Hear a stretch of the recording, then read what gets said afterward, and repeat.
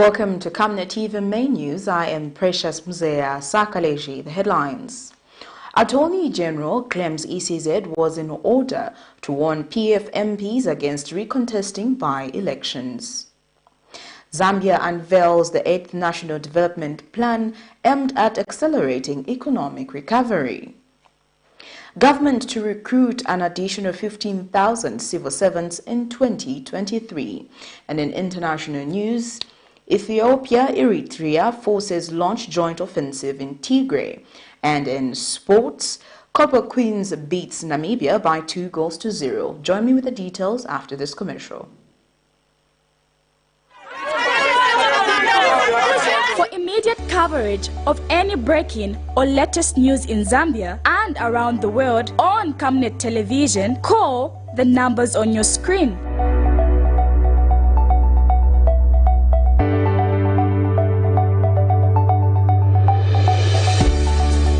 Camnet Television, bringing to your screens fair news, impartial news, credible and reliable news all the time. Get the whole truth on Camnet World News.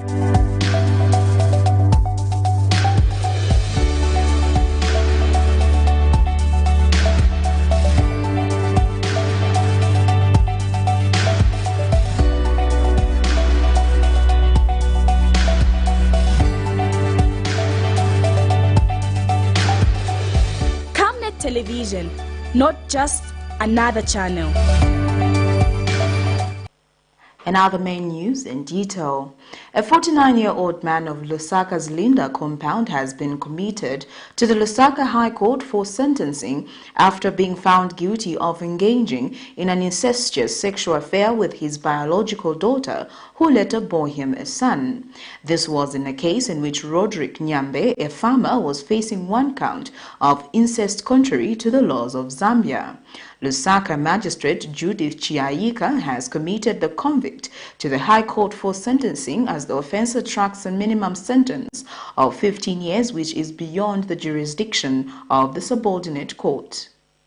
After admitting before the Lusaka's magistrate court last month that he sexually abused his biological daughter until she became pregnant and later bore him a son, 49-year-old Roderick Nyambe of Linda compound is likely to face not less than 15 years behind bars after the court found him guilty. The convict has been committed to the Lusaka High Court for sentencing, as the subordinate court powers of sentencing in relation to the offence are limited.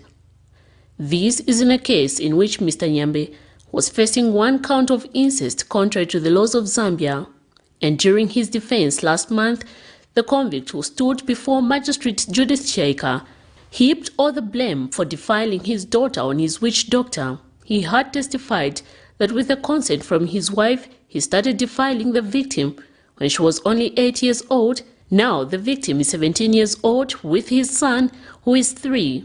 The victim was coerced into incest by both parents as a means of making the family rich.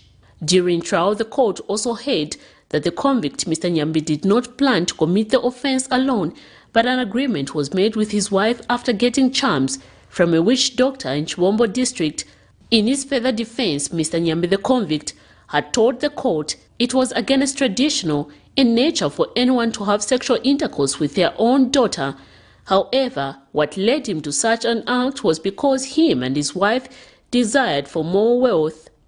In delivering judgments, the court has found a fact that the victim was born in 2005 and her father sexually abused her on several occasions, which resulted her to giving birth to his son in 2018.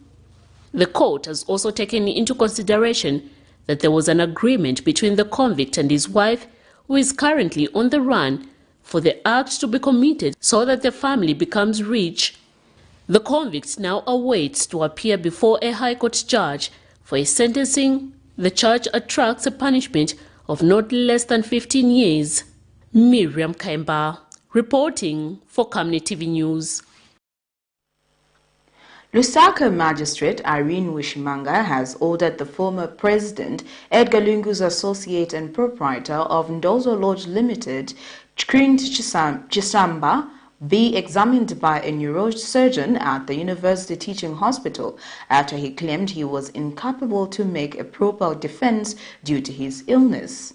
On Wednesday, Mr. Sichamba, who is jointly charged together with his wife, Udora Nambela, and son David with 15 counts of being in possession of property suspected to be proceeds of crime, refused to take plea on grounds that he is incapable to stand trial due to his illness.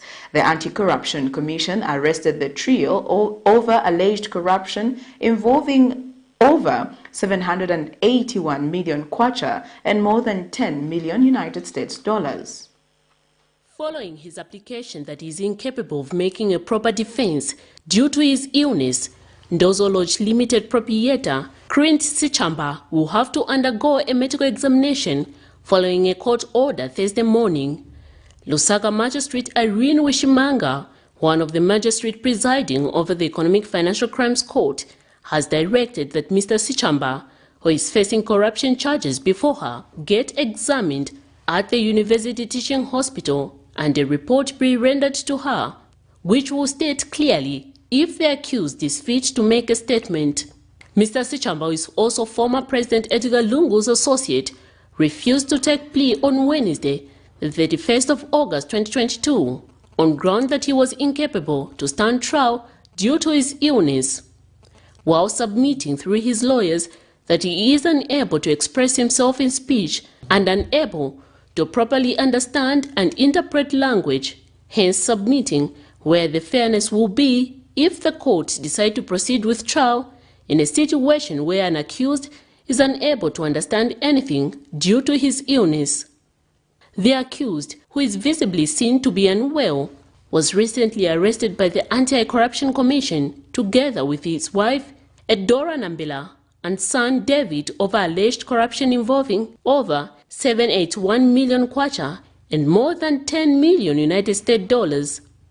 According to charges before court, the trio has been slapped with 15 counts of being in possession of property suspected to be proceeds of crime, contrary to Section 71(1) of the Forfeiture of Proceeds of Crime Act No. 19 of 2010. Following a medical report that will be rendered to the court from UTH on the 19th of September 2022, the subordinate court says it will proceed with the next step, which is Section 161 of the CPC. Miriam Kaimba, reporting for Community TV News. Attorney General Mulilo Kabesha has told the Constitutional Court that there was nothing unconstitutional or illegal about the Electoral Commission of Zambia giving advice to all aspiring candidates in the Kwacha and Kabushi constituencies on the Copper Belt on guidelines to follow when filing for the nominations for the coming by-elections. Mr. Kabesha has submitted that ECZ rejected the nomination papers for Mr. Bowman Lusambo and Joe Malanji in exercise of its constitutional mandate and should not be blamed. Meanwhile, ECZ, through its acting Chief Electoral Officer, Bob Msenga, says the statement issued by the Commission did not in any way target Mr. Lusambo and Malanji, but a general guidance for all aspiring candidates. This is in a case in which former Kwacha MP Joseph Malanji and former Kabushi MP Bowman Lusambo are seeking a declaration that the decision by the ECZ to refuse to get their nomination papers is illegal.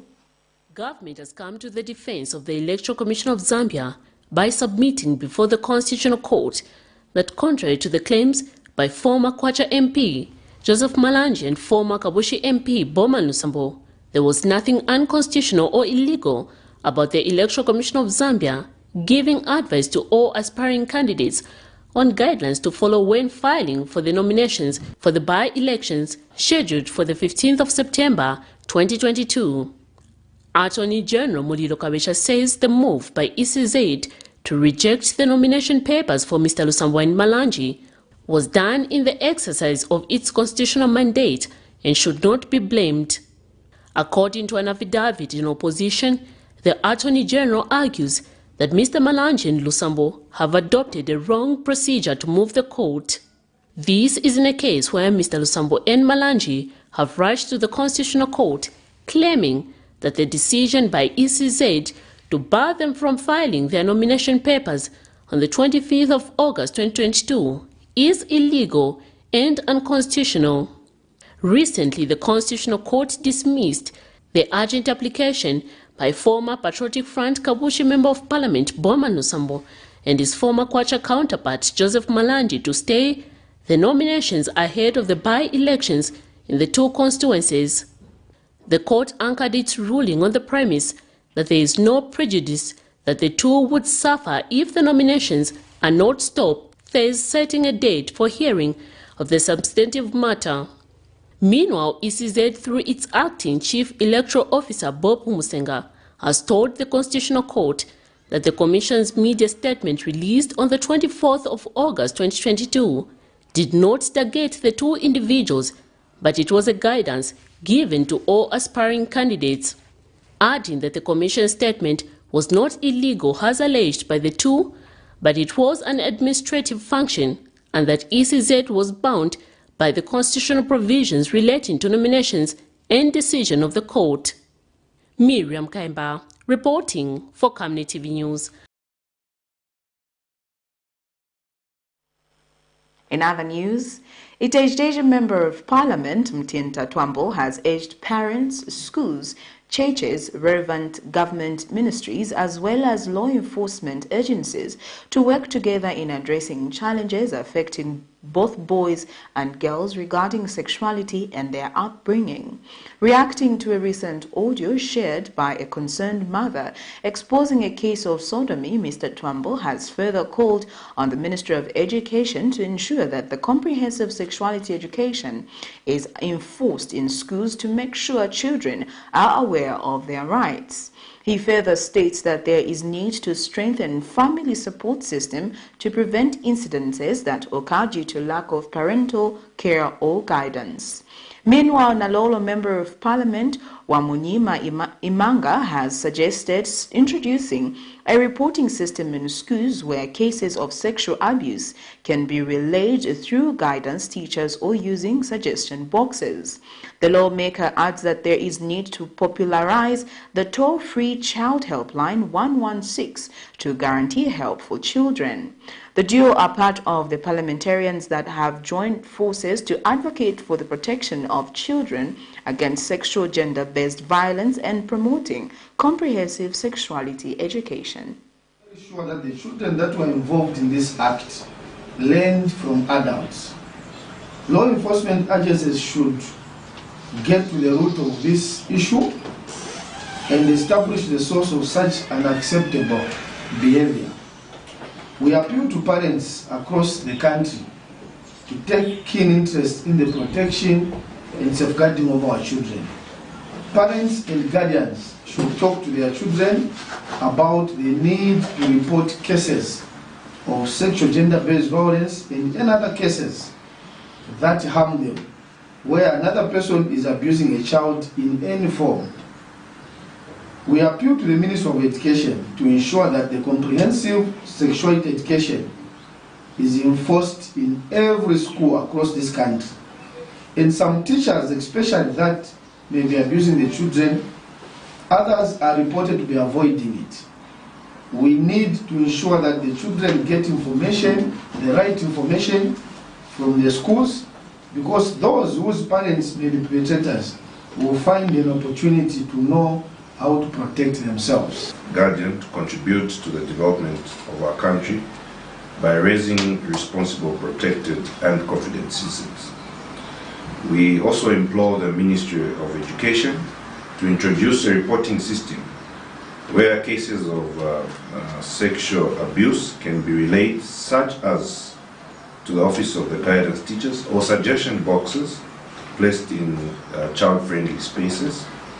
This would be coupled with popularization of the Zambia's President Hakainde Hichilema says the launch of the 8th National Development Plan will put the country back into the path for accelerated economic recovery.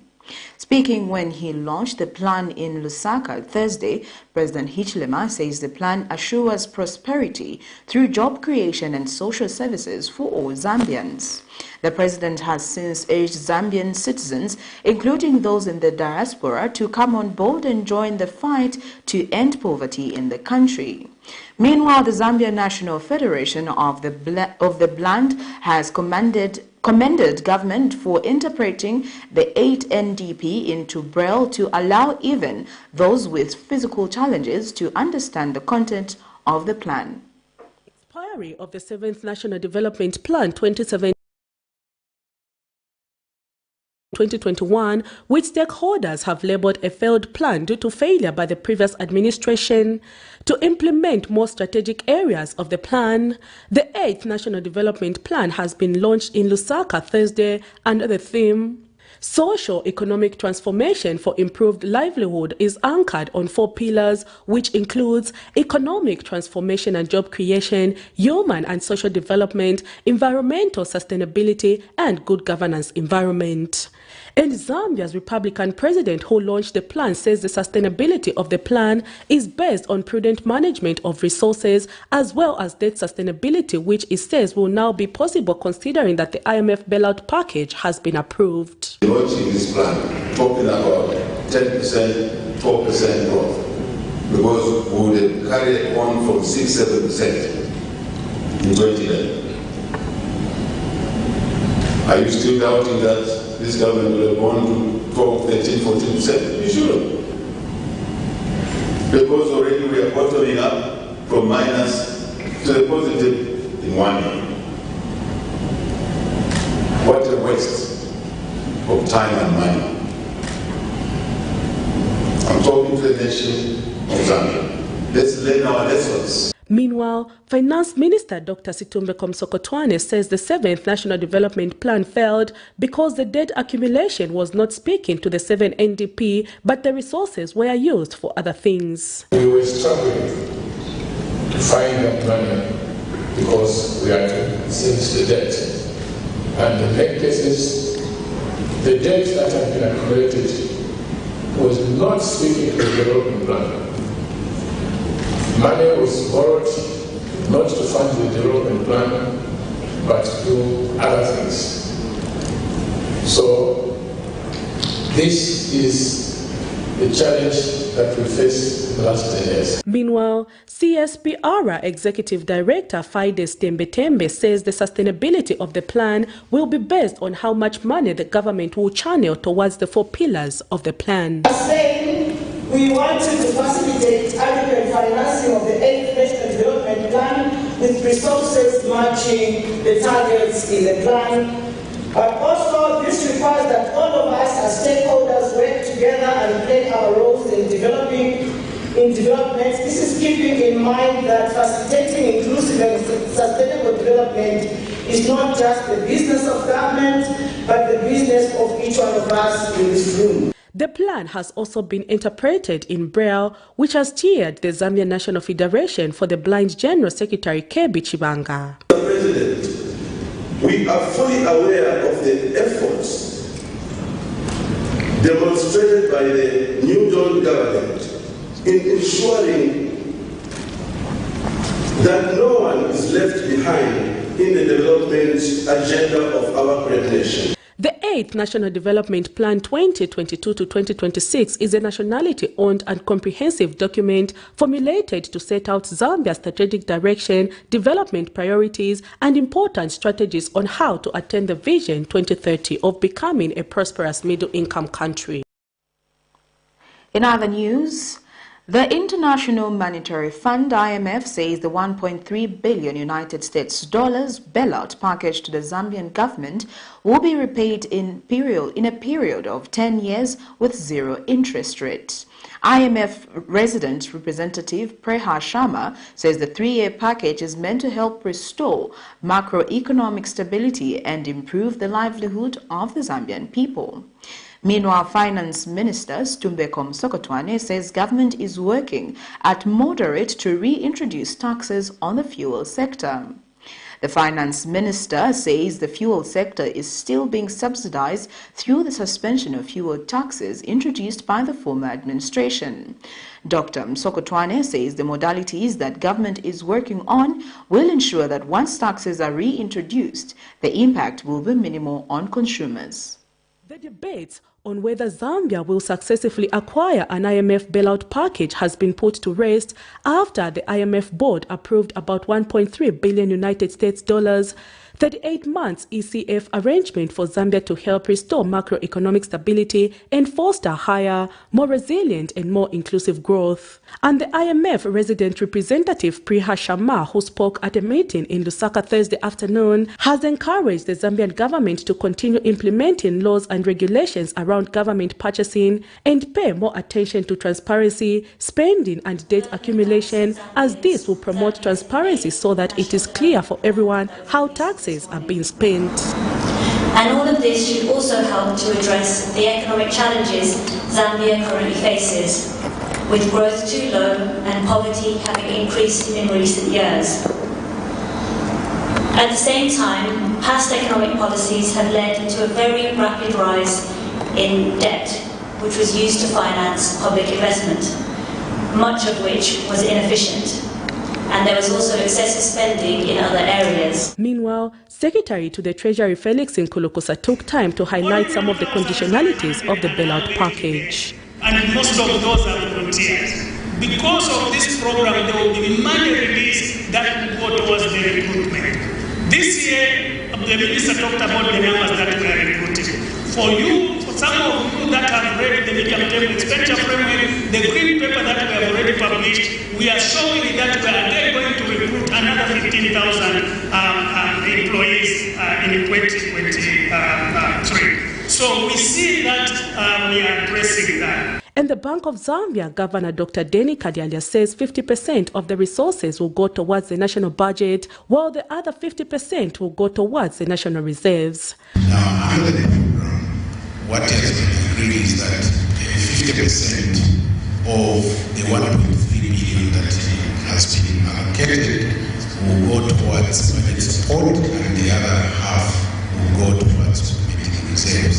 Meanwhile, Finance Minister Dr. Situmbeko Msokotwane says government is working at modalities to reintroduce taxes on the fuel sector. But beyond that, is to a subsidy. It is to be removed, but we are creating conditions so that when we remove it, the pain of the consumers will not be too much.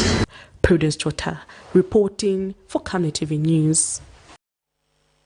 Meanwhile, the UPND Alliance Council of Presidents says securing an IMF program is a testimony to the government's commitment to steering the country to greater heights. Alliance spokesperson Daniel Shimunza says the 4 fundamental values and objectives that brought the alliance partners together are now working for the common good of all the Zambian people. He says President Hakainde Hichilema is keen to restore and reconstruct the economy broken down by the Patriotic Front, reinstatement of the rule of law, and unify the country beyond tribes. I'm delighted with the performance of the new Dawn administration insofar as the economic climate of the country is concerned. As you know, we are coming from a background where the economy was badly messed up by the PF regime. Now we have pursued this IMF bailout, and by yesterday it was approved to a tune of $1.3 billion. That is a stimulus to basically stimulate the economy and be able to mitigate some factors that have affected the economy, as it were. We are also delighted as Council of Presidents that the macroeconomic and monetary policy is balancing because the kwacha is appreciating, and those are fundamental developments in the right direction to create an atmosphere where eventually the cost of doing business and the cost of living will eventually come down so that the Zambian people can be the beneficiaries of what we fought for to deliver prosperity to the Zambian people. The opposition Golden Party of Zambia has challenged the United Party for National Development Administration to translate the fuel price reduction for August-September and the kwacha gains against major foreign currencies into tangible reduction in cost of goods, services and doing business. Party President Jackson Silavwe notes that his party welcomes any attempt by the government aimed at easing the economic challenges facing the people. He says the fuel reductions and kwacha gains will be meaningless to the majority Zambians if the cost of transport and generally business remains out of reach for many Zambians. The opposition has since advised President Hakainde Hichilema to avoid the temptation of practicing elite and internationally correct economics while neglecting the majority local Zambians facing the brunt of an unstable economy. We would like to welcome the September fuel price reduction. Our view, as we have stated before and we want to state again, that any intervention measure from the government to ease the cost of living for our people deserves commendation, no matter how small it is. It is for that reason, if you recall very well, not too long ago, when government reduced the price of fuel by 1 kwacha, we celebrated it because it means a lot to our people. You need to understand the cost of living for you to take a stance that we have taken as the Golden Party of Zambia. In the same vein, we've noticed that the kwacha has made some tremendous gains against the major convertibles.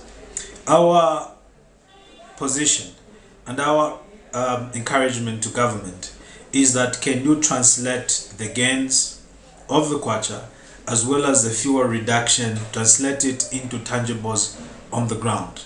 The cost of living is still too high. The cost of commodities, if you go to any store, any chain store, is still out of reach of many poor Zambian people. So it is imperative that the government comes up with intervention measures to ensure that these gains are felt on the ground. It will not be enough for us to just make pronouncements and yet nothing is being felt on the ground. Otherwise, the New Dawn government risks getting into elite kind of economics which are accepted internationally, and yet their own people do not appreciate what is happening. A concerned citizen in Lusaka's Kanyama Site and Service Ward 11 area has urged the Lusaka City Council to inspect sewer works being conducted in the area by a contracted company, stating that sewer lines are being placed on top of water lines, posing a health hazard. In an interview, Miriam Tale, a concerned citizen who was in the company of other residents, asked that some of the water lines are already leaking, increasing the risk of waterborne diseases such as cholera.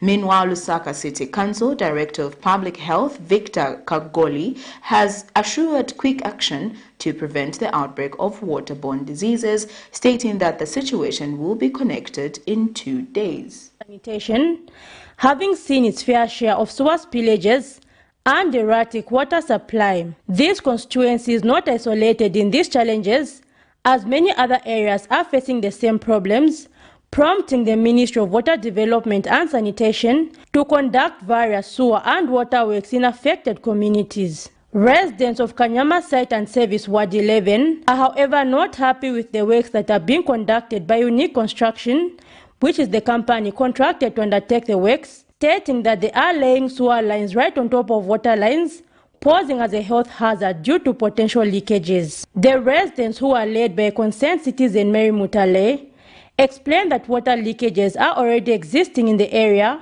proving their concerns. They are laying pipes on top of the water pipe. So how safe are we as people of Kanyama? Because I've tried to talk to the engineer, of which he said he was going to do something. But unfortunately enough, these people have continued working the same way they started. Nothing has been changed. So in this case, I don't know how many people are going to die from Kanyama with this problem. As you know, waterborne, it's already in Kanyama. Now adding the toilets on top of the water. How safe are we? Ize tipempa batiyanganeko kuno kwamene bakumba kwa kanyama bakumba pipe ya manzi ili pansi then pamwamba bafaka pipe ya sewage which is not safe, so twenzopempa batiyanganeko as Kanyama area. Meanwhile, in a phone interview, Lusaka City Council Director of Public Health Victor Kagoli says a complaint on the same has been made at the local authority, adding that it will be addressed. I was with MD Lusaka Water and Storage Company, Lusaka Water and Sanitation Company. I'm actually in a meeting with him and we discussed that issue. Of course, one of the great concerns from the public, which was of our concern as well, was that the pipes which were being laid for sewer were crossing the pipes of water. And the director of the storage company, the water and sanitation company, has reacted to it. You will see it being attended to anytime. Stakeholders have been calling for quality work in the overhaul of the country's water and sewer system if the problem is to be permanently resolved. Zipporah Mshala, Camnet News, Lusaka. Nakatindi Ward Councillor in Chongwe district of Lusaka province, Akashi Sitali, has challenged Zambian citizens to seek local solutions to the problem of climate change, urging civic leaders as well as traditional leaders to also take the task of raising awareness of this problem in their communities. Addressing community members in Chongwe district Thursday, in line with the Africa Climate Week, Mr. Sitali has further called for representation of all citizens in climate change planning if it's to be effective, stating that even persons with disabilities should be included. Meanwhile, speaking at the same meeting, Highfall's Country Engagement Manager under the Voice of Climate Change Project, William Chilufya, says part of the Constituency Development Fund should be allocated to combating climate change if it is to be effectively combated at community level. Zambia can survive amidst climate change through crop diversification and embracing organic farming. These items were being showcased during a community members meeting comprising farmers and traditional leaders, among others, Thursday morning in commemoration of Africa Climate Week. Addressing the gathering, Nakatindi Ward Councillor Akashi Sitali, who was representing the district mayor Christopher Havenzu, has called for homegrown solutions to the problem of climate change. Women, youth and persons with disability remain underrepresented in planning processes for development of both at local and national levels. Ladies and gentlemen, let me mention that your government is keen to address all developmental challenges associated with the climate change. Hence, the reason of creating the Ministry of Green Economy and Environment. This ministry is ready to support the homegrown solutions towards the climate change. Meanwhile, Hivo's Country Engagement Manager under the Voices of Climate Change Project, William Chilufya, has called for more funding of climate change at local level. We are working with the Constituency Development Fund Office, where we are trying to take opportunity of that opportunity where the President and the government of the UPND has provided a lot of money coming down to the people, but also trying to see how can we get part of these resources and invest it in climate change. A community representative, Lucy Nende, has also spoken out. Citizens will continue to play an essential role in enhancing the economic resilience of societies as providers of risk transfer solutions. Principle 3, which is the last one, where possible, citizens will continue to pursue opportunities to create locally led solutions in energy, food security, gender, and social inclusion. In a separate interview, Civil Society for Scaling Up Nutrition CSO Country Coordinator Matthews Muhuru has also spoken out on the need to embrace locally grown foods. The unique nature of some of these seeds is the fact that they can be passed on from one community to the next and from one generation to the next. Unlike what we are seeing now, where most farmers are being conditioned to purchasing seeds on an annual basis. Each time they want to plant, they would want don't have to just buy hybrid seeds. The Climate Change Week is being commemorated in partnership with various partners, including Kalemba Online Media, CSO Sun, and the Civil Society for Scaling Up Nutrition, CSPR, among others, under the theme Driving Green, Fair, and Resilient Climate Transitions. Zipporah Mshala, Camnet News, in Chongwe.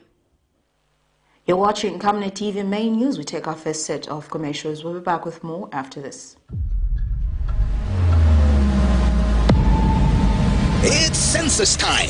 The 2022 Census of Population and Housing will be conducted from 18th August to 14th September 2022. The census collects a lot of data for use in various aspects of social and economic planning for the country. We are all required to participate in the census by being counted. You will be counted from your usual dwelling place by a census enumerator. Please receive and cooperate with the census enumerator and provide the required information when you will be visited. Your responses to the census questions will be treated with strict confidentiality and will be used for statistical purposes only. Hi, I'm coming to count you. Because everyone counts. This message is brought to you by the Zambia Statistics Agency with support from the UNFPA. Your skin is the biggest muscle in your body. That's why we make sure that Oracle is number one when it comes to taking care of your precious skin. Oracle Pure Petroleum Jelly and Glycerin soothes, moisturizes, and keeps your skin perfect. Oracle Pure Petroleum products for that perfect skin. Welcome back. We continue with the rest of the main news.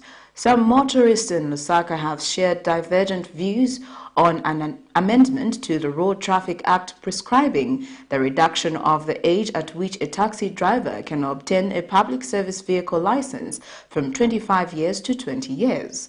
According to the Road Transport and Safety Agency, the amendment addresses concerns from most taxi drivers that 25 years in order to obtain a PSV license is too high and has had an effect of pushing youths out of employment. Speaking during a press briefing, RATSA Acting Director and Chief Executive Director, Engineer Alinanya Msisia, says the amendment will also help to reduce illegal taxi operators in Zambia.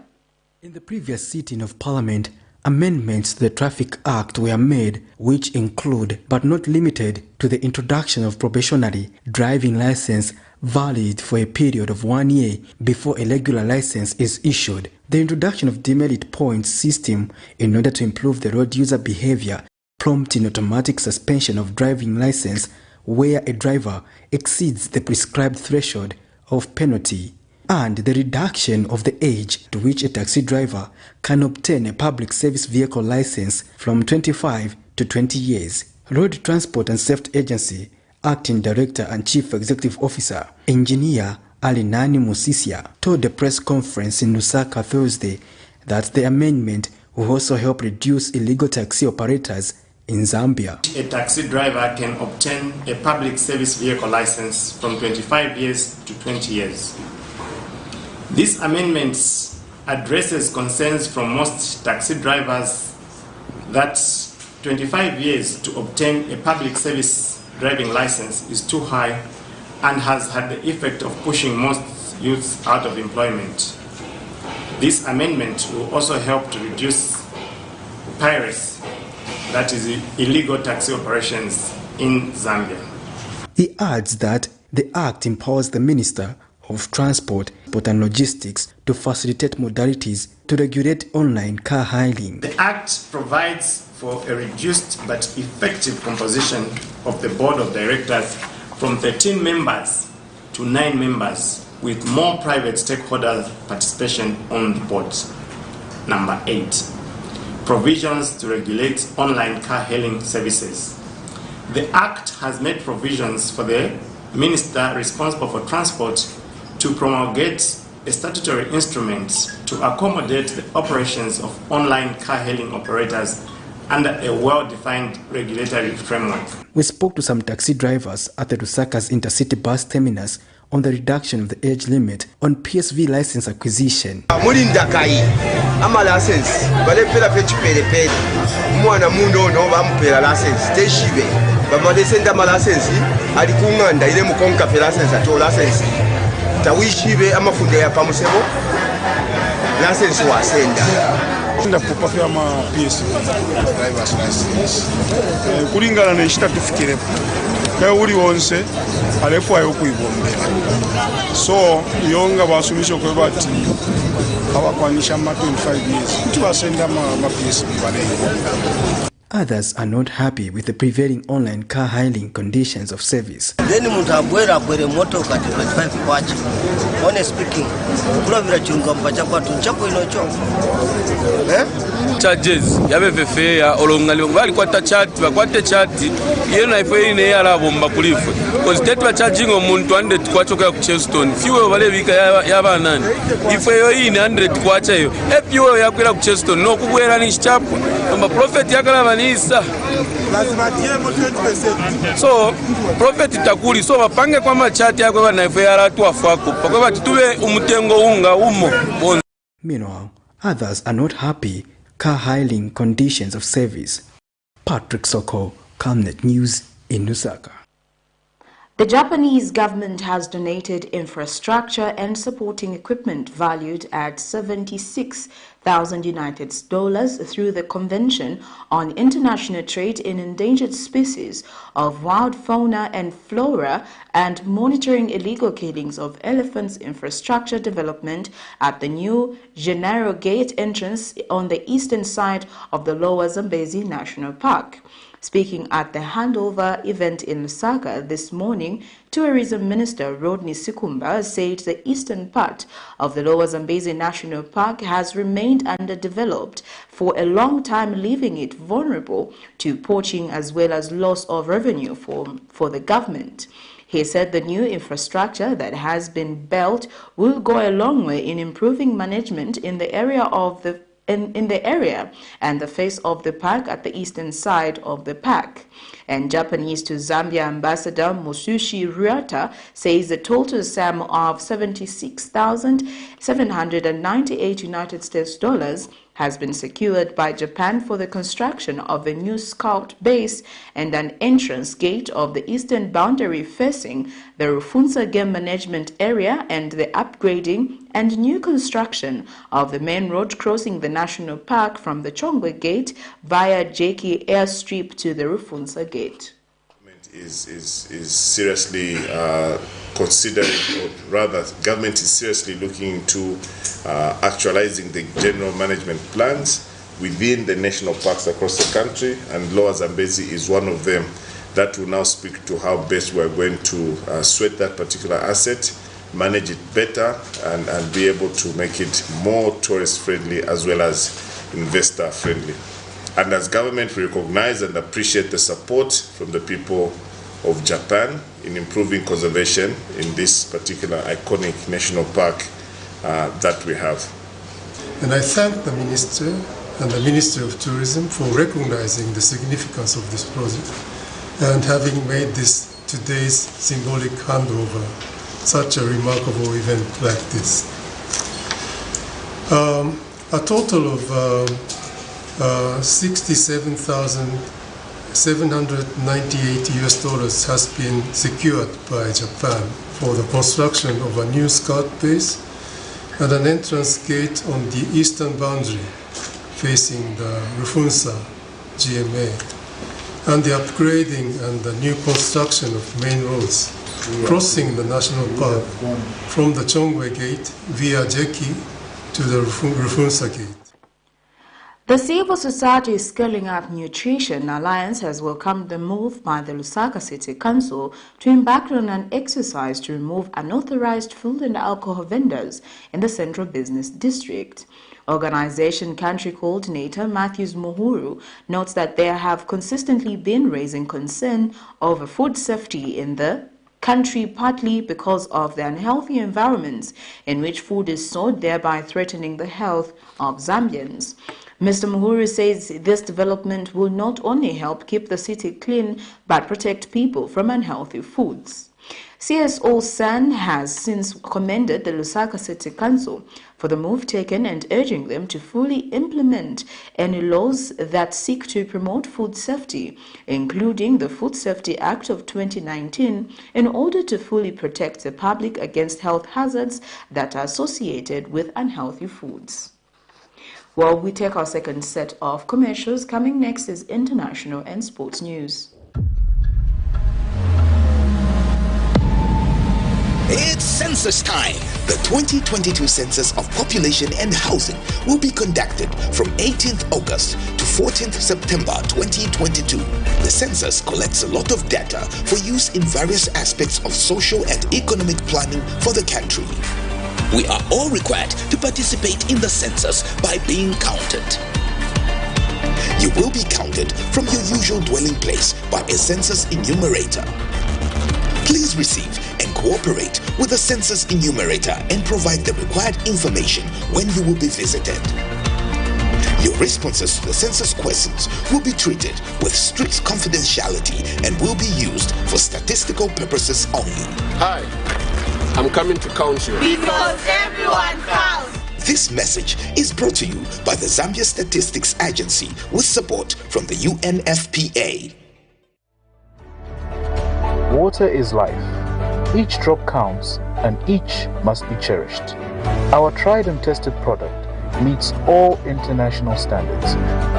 With our smart drip technology, we aim to deliver precision irrigation designed to reduce blockage and wastage, ensuring a high yield.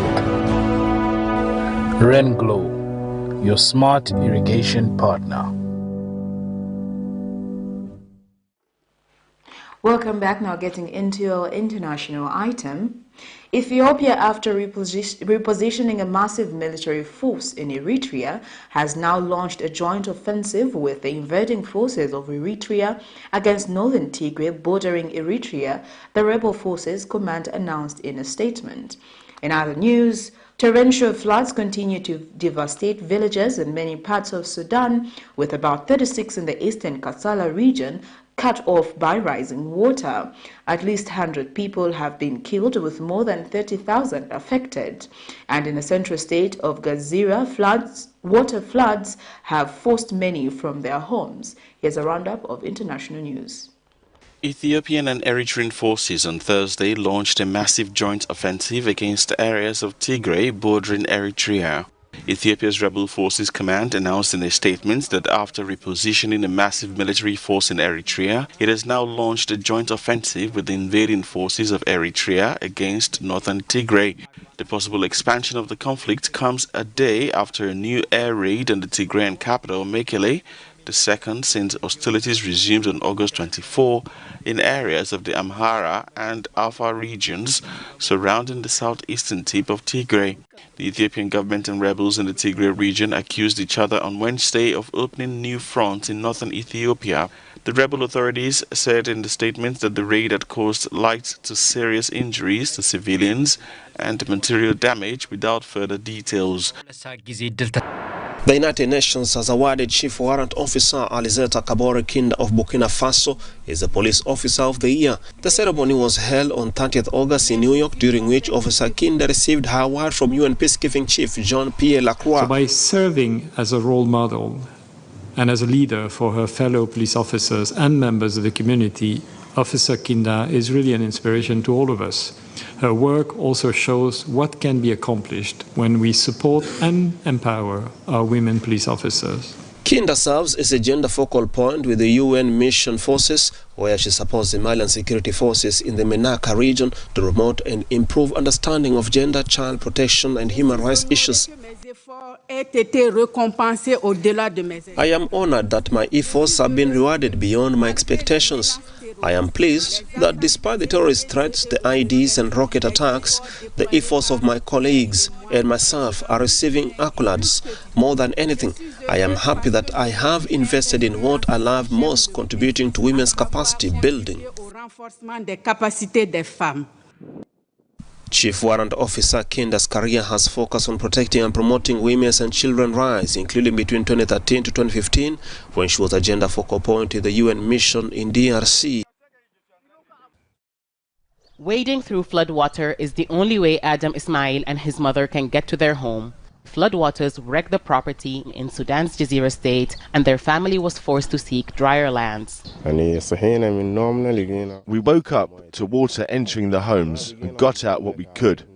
Every hour there is a house that's fallen, or a sewage system that's collapsed, or a wall that's come down. There is nothing left. All the other homes in the village were also flooded when heavy rains hit the state 2 weeks ago. Rains and torrential floods in Sudan have killed at least 100 people, and hundreds others have been injured. Tens of thousands of homes have been destroyed. Hamdan Tia put up barricades, but his house still suffered major damage.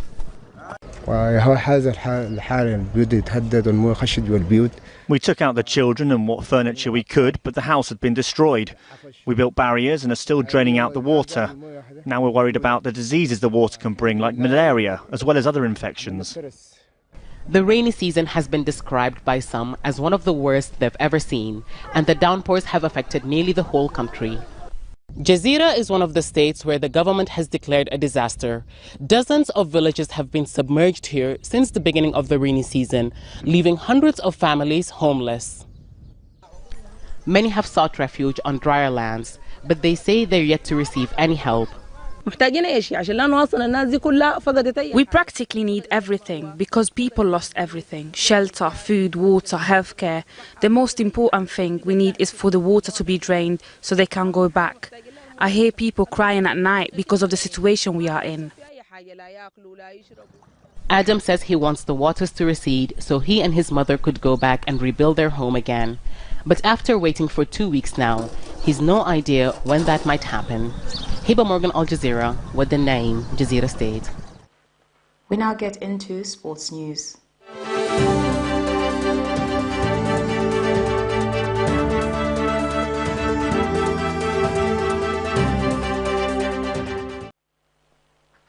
The Zambian national women's team has beaten Namibia by 2-0 in the opening encounter of the 2022 Hollywood Bets Kasafa Women's Championship. Striker Barbara Banda scored twice as Zambia claimed a hard-fought 2-0 victory over Namibia. Banda is back in the Copper Queens squad and showed all her clinical finishing ability with a brace of goals and a strong all-round performance. Zambia certainly did not have it on their own way, but have made a strong start to the competition as they seek to win the regional crown for the first time in their history. The closest the Copper Queens have come to winning the title was in 2019, when they were losing finalists to South Africa, and will certainly hope to build on last year's bronze medal finishing, following up on the 2022 Women's Africa Cup of Nations outing where they minted bronze and qualified for the 2023 FIFA Women's World Cup. For that sports, in another sports news, Serena Williams has eliminated number 2 seed Annette Kontaveit 7-6, 4-2, 6-2 in the US Open second round to ensure that the 23-time Grand Slam champion will play at least one more single match. The 40-year-old Williams has hinted this will be the last tournament of her illustrious career. Williams missed about a year of action before returning to the tour in late June at Wimbledon. They lost in the first round there and was 1-3 in 2022, entering the US Open where she is 2-0 so far this week. After winning against Danka Kovinic in the first round, Serena Williams has eliminated number 2 seed Annette Kontaveit in the US Open's second round to ensure that the 23-time Grand Slam champion will play at least one more singles match. At a press briefing after the victorious match, Serena says there's no telling the outcome of her farewell tour, which she was enjoying in every way. I cannot think that far. I'm here just to, like I said, I'm having fun and I'm enjoying it. And then, honestly, I've had so many tough matches the last, I don't know how long, that I just feel like just being prepared for everyone that I play is just going to be really, really difficult, and get through those moments. She lost in the first round of Wimbledon and was 1-3 in 2022, entering the US Open, where she is 2-0 so far this week. Anytime that you can see Serena, you need to be there, whether it's the first time, the last time, in the middle.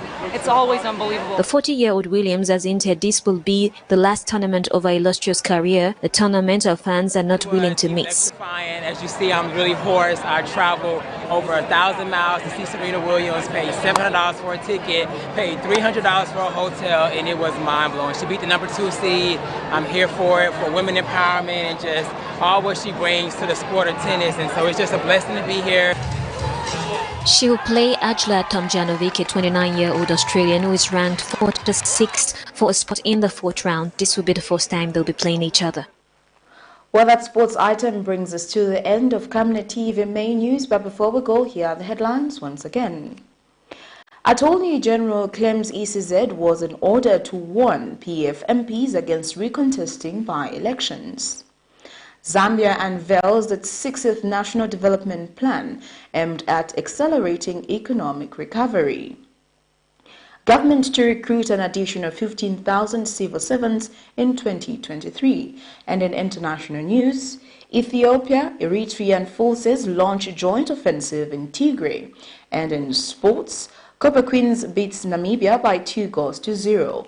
That is all, but before we go, here's our cabinet verse of the day, and it's coming from the book of Proverbs 22, verse 6, and it reads, "Train up a child in a way he should grow, and when he is old, he will not turn from it." Thank you for watching. I am Precious Mzea Sakaleji. Pleasant viewing.